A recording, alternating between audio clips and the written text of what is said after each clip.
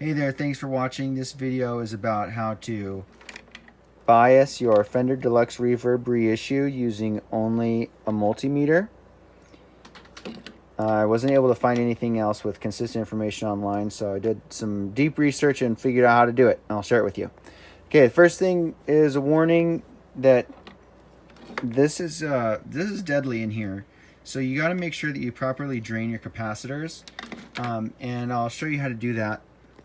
So first is you need to connect your,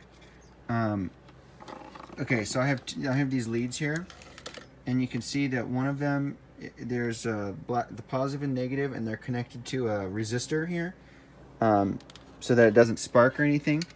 So what you're going to do is you clamp onto the ground here. Let's see if I'm trying to get a good view here.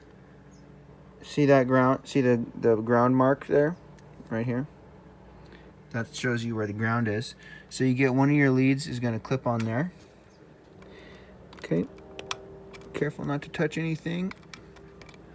Okay, now you got it grounded. Then you take your other lead here, and this is going to get hooked up to SP1. You can see SP1 right there. SP1. See that? Okay, that's going to drain all of our power capacitors and make it so that it's nice and safe. Okay?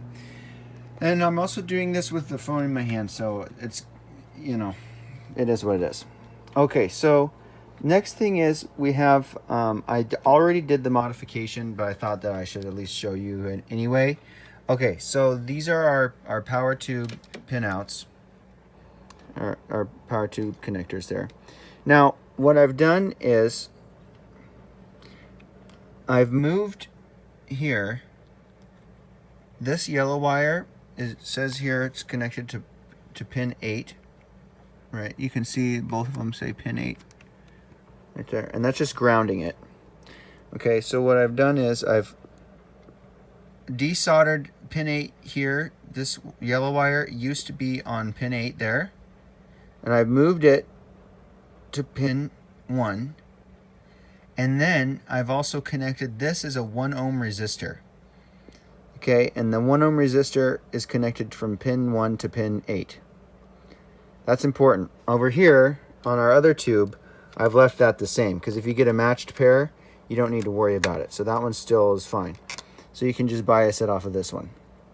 Okay, so what you do there is, yeah, that's a 1 ohm resistor. And it's not that hard to solder that on there. It took me 5 minutes.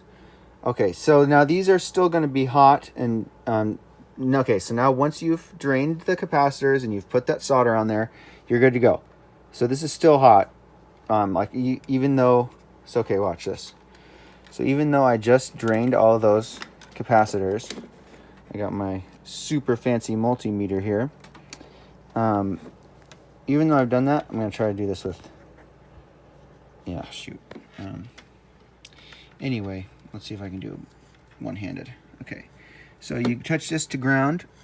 This is how you can see if your caps are still live. Touch that to ground there. And this touches SP1. Okay, you can still see, that means on my multimeter it says 1, but that means that there's more than 250 volts still in there. So even though I've already been draining them, it still is deadly because they can recharge. And there's some science behind that we don't need to get into. Okay, so now what I'm going to do is I'm going to safely remove this. Now, this is your ground lead, right? So we're going to connect that one to the ground side of this resistor, okay? And then we're going to connect the red one. Then we take our red lead and plug that onto the red side there. Okay, now then you plug your leads on into your multimeter, which I'm just going to do it this way. Like this here. Okay. Alrighty, now we have we'll be able to take a reading based on our voltages. Okay, and there's some more science behind why this works, but you can just trust me on it. It's gonna be perfect. Okay, now make sure your speaker is hooked up. You don't want to start your amp without the speaker on. Okay, and then we're gonna fire it up. Here we go. Alrighty. Now we'll give the tubes a second to heat up, but they're gonna heat up more later. You don't need to wait the full like 15 minutes for it. That's fine. Okay, now let's just turn this on first for goose and grins here. That's how it should be. Okay, and now it's going up. So this is going to tell us where we're biased at.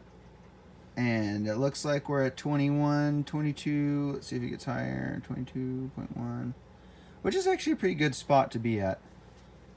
You want to be in like the low 20s. Don't go over like 26 unless you really want to buy your new tubes constantly. So it'll get a little bit higher than that. So I'm actually going to turn it down a tiny bit. Now this is your bias pot here. And you just want to adjust it very slowly. And 21, yeah, because it'll be, like I said, a little bit higher. And that's all you do, right there. Then you just turn off your amp again. And you have safely installed a very accurate way to bias your Hot Rod Deluxe, or your Deluxe Reverb. Thanks for watching. Like and subscribe.